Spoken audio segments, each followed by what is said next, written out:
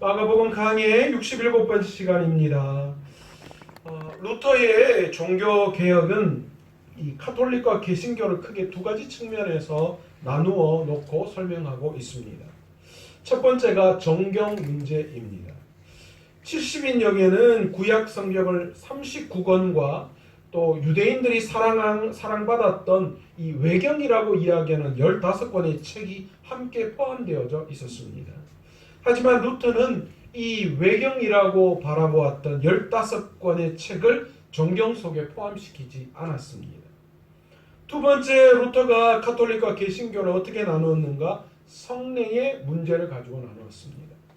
루터는 카톨릭의 7가지 성사, 7성사라고 이야기하거든요.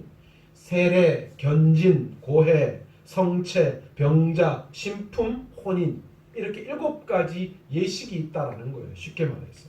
그 중에서 이 개신교는 세례와 성찬만을 인정합니다. 루터는 세례와 성찬만을 인정하고 나머지는 이것을 그냥 하나의 그 시기죠. 하나의 행사로 이야기했다라는 거예요.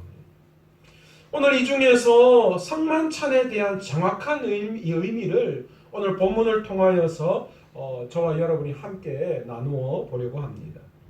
본문의 시작을 유월절 식사를 시작하는 상황에서 전개하고 있습니다. 지난 시간 말씀드렸죠. 유월절 식사, 저녁 식사에는 총 4번의 포도주 잔을 나누는 그런 시간이 있었다라는 거예요.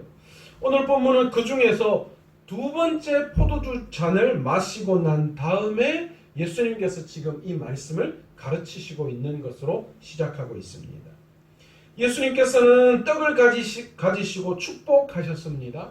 그리고 그것을 떼어 먼저 제자들에게 나누어 주셨습니다.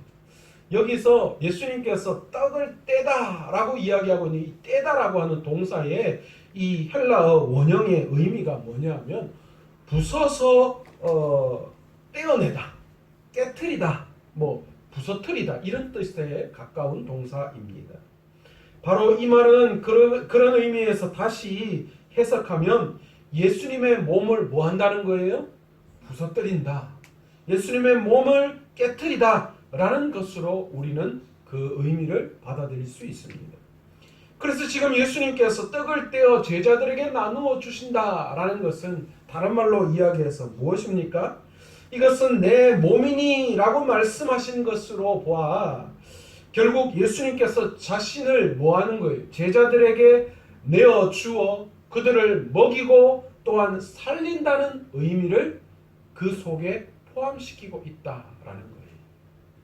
또한 23절에서 25절을 통하여 뭘 하십니까? 떡을 떼고 난 다음에 뭘 하시고 있어요? 잔을 가지사 감사기도 하시고 그들에게 주시니 라고 말씀하십니다. 여기서 잔은 유월절 만찬 가운데 3번째 잔을 의미하죠. 2번째 잔을 마시고 난 다음에 예수님께서 3번째 잔을 준비하시며 떡을 떼는 거니까요. 예수님께서는 여러 개의 잔을 제자들에게 나누어 주시면서 각자의 제자들에게 포도주를 부어 주시면서 말씀하신 것이 아니었어요. 그 당시에 잔은 하나였습니다. 예수님께서는 하나의 잔을 준비하시고 제자들에게 주셔서 그것을 뭐 하는 거예요? 돌아가면서 제자들이 마시게끔 하셨다라는 거예요. 코로나 시대에는 전혀 있을 수 없는 그런 이야기죠. 외국분들이 우리나라 와서 깜짝 놀라는 문화 중에 하나가 뭡니까? 식사 문화 중에 찌개 하나 끓여놓고 이 사람 밥숟가락에 입에 한번 넣었다가 저 사람도 한번 넣고 이 사람도 한번 넣고. 요즘은 굉장히 식당에 가면 현대적으로 또 많이 바뀌어서 그래서 작은 그릇들을 줘서 그것을 따로 떠먹게 되어 있는데 우리나라도 옛날에는 뭐 그냥 여러 그 찌개 하나로 여러 숟가락이 거기에 뭐 들어갔다 나왔다고 했죠. 예수님께서 왜 잔 하나를 비위생적으로 말이죠. 잔 하나를 가지시고 12명이 다 나누어 마시게 하셨을까요? 여러분, 이렇게 예수님께서 하나의 잔을 가지고 제자들에게 포도주를 주셨을 때에 성경은 뭐라고 이야기하느냐? 다 이를 마시매 모든 자들이 다 나누어 마셨다라고 이야기합니다. 그런데 여기에서 놀라운 사실이 있습니다. 누구도 거기에 있었어요? 예수님을 팔 가룟 유다도 그 자리에 있었다라는 것입니다. 예수님을 팔아넘긴 죄인이 가룟 유다도 함께 잔을 나누었습니다. 이것을 볼 때 하나님의 나라의 복음은 악인에게도 공평하게 주어지는 기회라는 거예요. 예수님이 피 흘리신 것은 특정 누구에게만을 위한 것이 아니라 온 인류를 구원하시고 살리시겠다는 하나님의 놀라우신 그 계획이셨다라는 것을 우리는 이 하나의 잔을 나누어 마시는 것을 통하여 우리는 미루어 볼 수 있습니다. 예수님께서는 잔을 나누신 후에 이것은 많은 사람을 살리기 위해서 흘리는 나의 피, 곧 언약의 피다, 그렇게 설명하셨습니다. 이 예수님이 흘리신 이 언약의 피, 이것에는 세 가지 특징을 발견할 수 있습니다. 첫 번째로 이 잔을 예수님이 뭐라고 이야기하셨냐? 나의 잔이다, 그렇게 말씀하시고 계시다라는 거예요. 이것은 앞서서 떡을 이야기하실 때 뭐라고 이야기하시는 거예요? 이 떡을 나누시면서 이것은 내 몸이다 라고 말씀하신 것과 동일한 말씀이셔요.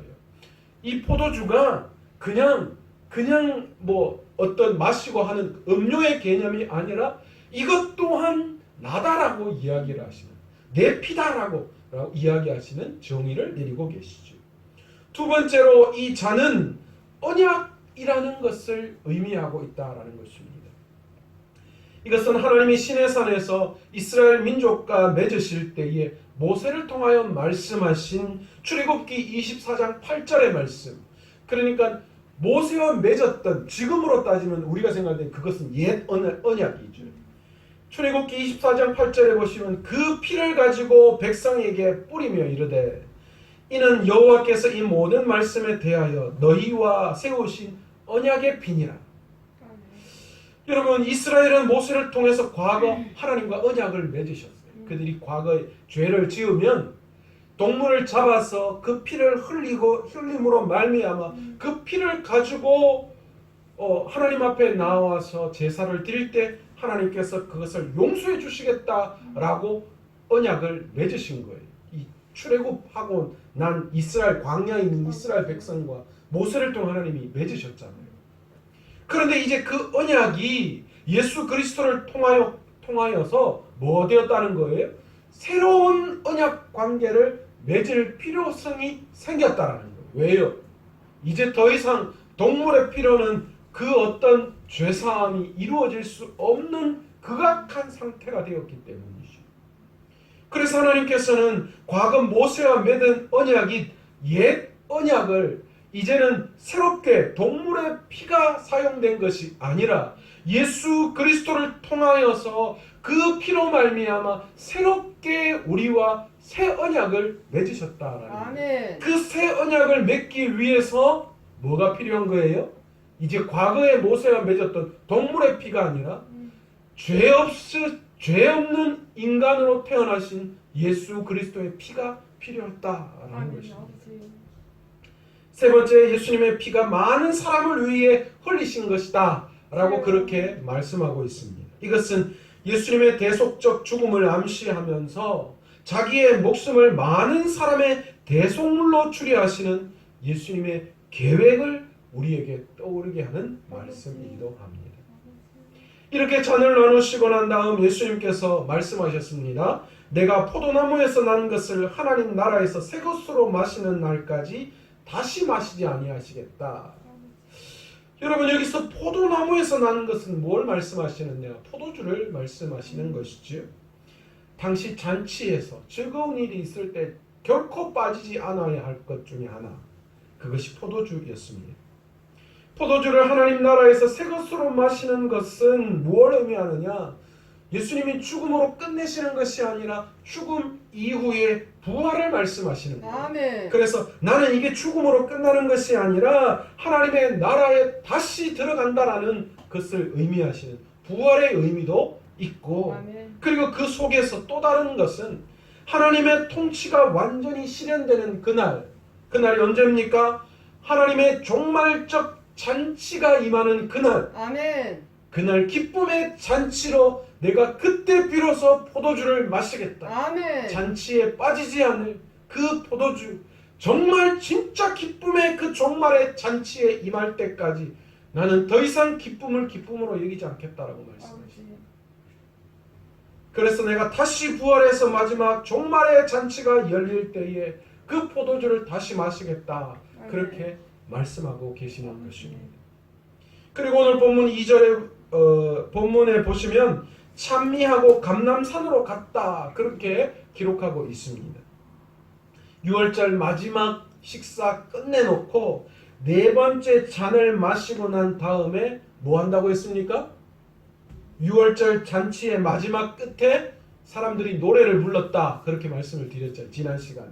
그 노래의 내용이 뭐예요? 시편 115편에서 118편에 있는 내용을 노래로 불렀다라는 거예요. 이게 그 대목이에요. 함께 찬미하며 감람산으로 갔다. 먼저 뭐 했다는 거예요? 이제 마지막 6월절 그것을 함께 기뻐하며 노래를 부르고 난 다음에 이제 드디어 예수님께서 십자가를 지시기 위한 본격적인 길, 감람산 길로 행하셨다라는 것입니다. 여러분, 성찬은 다음과 같은 신학적 의미가 포함되어져 있습니다. 첫 번째가 하나님이 죄로부터 우리를 구속하시고 믿음을 주시고 성화시켜 주신 은혜에 감사하는 의미가 성찬 예식 속에 포함되어져 있다라는 거예요. 우리의 죄의 문제를 해결해 주시고 우리의 성화에 이르도록 하나님이 은혜를 베풀어 주신 그것이 바로 성찬의 의미가 있어요. 여러분, 성찬이 그냥이 아니에요. 소홀히 여겨서도 안 되고 경하게 여겨서도 안 됩니다.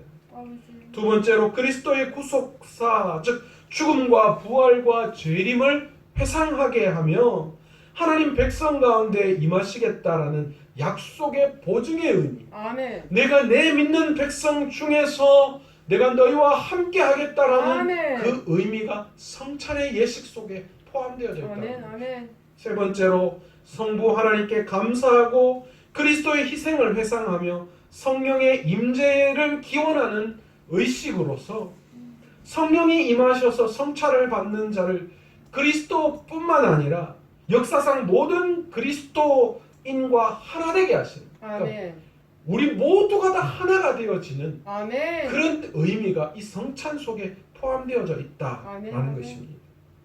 그리스도의 충만에 이르도록 그의 몸과 피로 양육되어지는 그런 예전적 의미가 성찬 속에 포함되어져 있다. 그러니까 우리가 이 성찬이 아니면 여러분과 내가 하나가 될 수 없는 거예요. 그리고 과거와 현재와 미래 모든 성도들이 하나가 될 수 없다.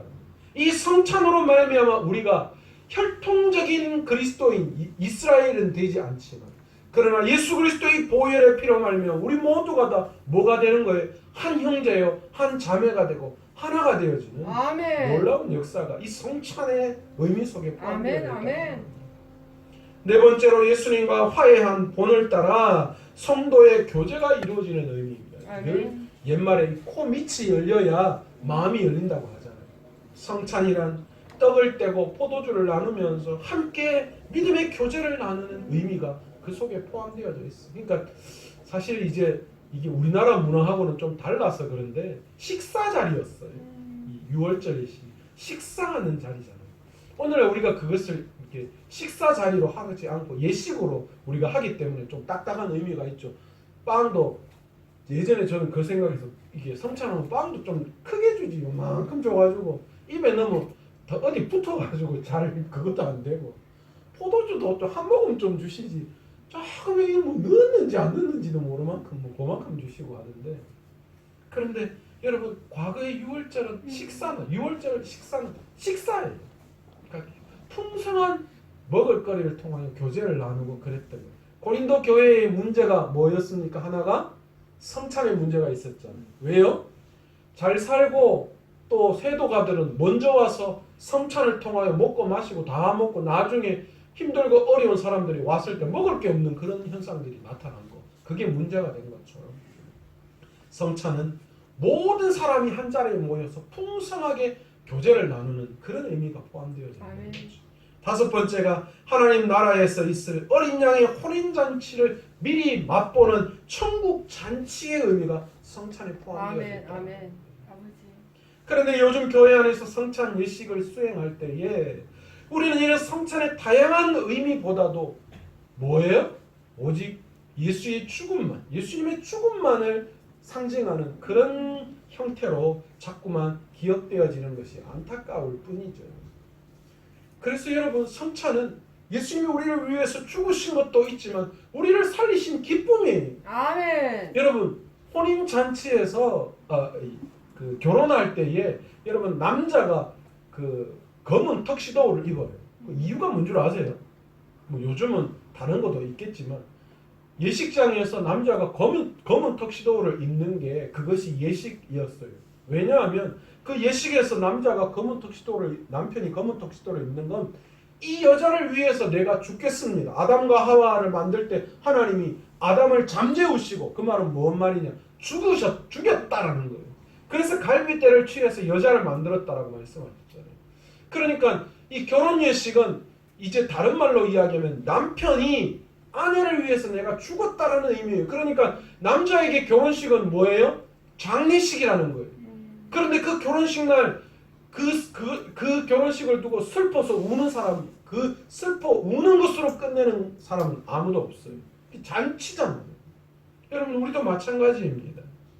여러분, 예수 그리스도께서 십자가에 달려 죽으심의 의미도 있지만, 그러나 그것이 살아난다는 의미예요. 우리에게는 주님의 입장에서는 죽으시지만 우리 입장에서는 뭐예요? 살아나는 입장. 아멘. 그래서 결혼식 날 신부는 무슨 색깔의 드레스를 입느냐? 부활을 상징하는 흰색 드레스를 입는 거예요. 내가 이 남자 때문에 살았다라는 의미예요. 그러니까 결혼식에서는 신부는 기쁨이 충만한 거예요. 요즘 반대, 남자는 웃고 여자는 울고 그런 게 있잖아요. 근데 원래는 반대로 돼요. 남자는 울어야 되고 여자는 웃어야 되는 거예요.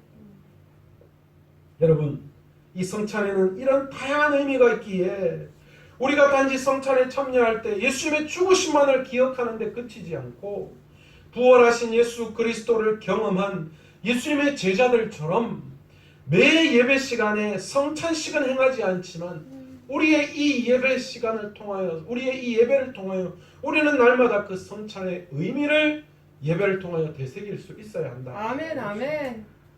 종말에 대한 확고한 의지를 다지는 것이 성찬식이에요. 우리가 성찬을 하면서 마지막 예수 그리스도께서 오실 그때를 우리가 기억하고 소망하고 그 의지를 다지는 겁니다. 그러면서 우리를 살리신 예수 그리스도를 감사하는 의미가 그 속에 포함되어져 있는 거죠. 여러분, 그렇다면 구체적으로 우리의 삶에서 이 성찬식에 있는 떡의 의미를 오늘날 우리는 어떻게 풀어내야 할까요? 우리가 예수님의 몸을 먹는다, 이 성찬식에서 그것을 먹는다라는 의미는, 옛날 여러분 그런 이 그리스도인들이 이것 때문에 과거에 굉장히 오해를 많이 받았다고 했잖아요. 예수 믿는 사람들이 식인종이다, 사람을 먹는다, 뭐 그런 오해를 받았는데, 여러분 그런 의미 아니죠. 예수님의 몸을 먹는다는 의미는 예수님을 제대로 믿는다는 뜻이 포함되어져 있어요. 다시 말해서 예수 그리스도와 내가 하나가 된다라는 의미. 아멘. 예수님의 그 하나가 된다는 의미는 예수님과 예수님의 말씀을 우리 마음에 온전히 받아들인다라는 거예요. 아멘. 이 온전히 받아들인다는 말은 무엇입니까? 우리의 생각과 우리의 마음을 뭐로 채운다는 거예요? 하나님의 말씀으로 채운다라는 뜻이에요. 아멘. 그분의 말씀으로 말미암아 내가 기뻐하고 즐거워하고, 아멘. 내 통장에 동그라미가 붙고 또 뭐 월급이 오르고 내 삶의 형편이 풀리는 것이 기쁜 것이 아니라 주님의 그 말씀으로 말미암아 기뻐하고 즐거워하는 것, 아멘. 또한 그분의 말씀에 우리의 의지를 굴복시키고 그 말씀대로 사는 것, 아멘. 여러분 그것이 내가 성찬을 통하여 예수님의 몸을 먹는다라는 의미 속에 이 의미가 포함되어져 있다는 것입니다. 여러분, 그러기에 우리가 오늘날 성찬을 통하여 떡을 떼면서 우리가 무엇을 다짐해야 하느냐? 내가 말씀대로, 말씀의 다스림 속에 굴복하겠습니다. 아멘. 내가 말씀대로 살아가는 삶이 되겠습니다. 아멘. 여러분, 이런 떡을 떼며 예수 그리스도와 하나가 되는 사람들은 삶이 바뀌는 거죠. 어떻게 바뀝니까? 지금까지는 내가 원하는 대로 살고 내가 원하는 대로 추구하며 죽었다면 이제는 그리스도의 떡을 떼며 주님과 한 몸 된 우리들은 이제 사나 죽으나 다 뭐요? 주를 위해서 살고 주를 아멘. 위해서 죽는 사람이 되는 아멘. 거예요. 아멘. 이게 성찬에서 오늘날 떡을 떼는 의미이다. 두 번째로 성찬에서 포도주를 나누는 의미는 오늘날 우리에게 어떤 의미일까요?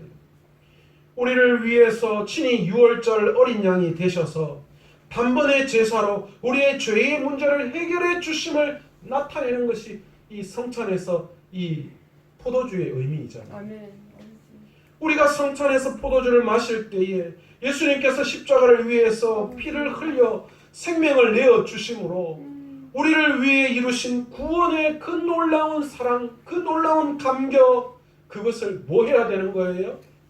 감사해야 되는 거예요. 아멘. 그 피를 마시면서 주님이 나 때문에 흘리시고 주여. 이 피를 마심으로 말미암아 내가 구원받을 수 있어. 아멘. 6월절 어린 양을 잡아서 그 문설주의 피를 바름으로 말미암아 넘어갔던 것처럼 내가 이 주님의 피를 마시고 이 주님의 피를 의지할 때에 하나님께서 내 죄를 묻지 아니하시고 넘어가 주시는구나.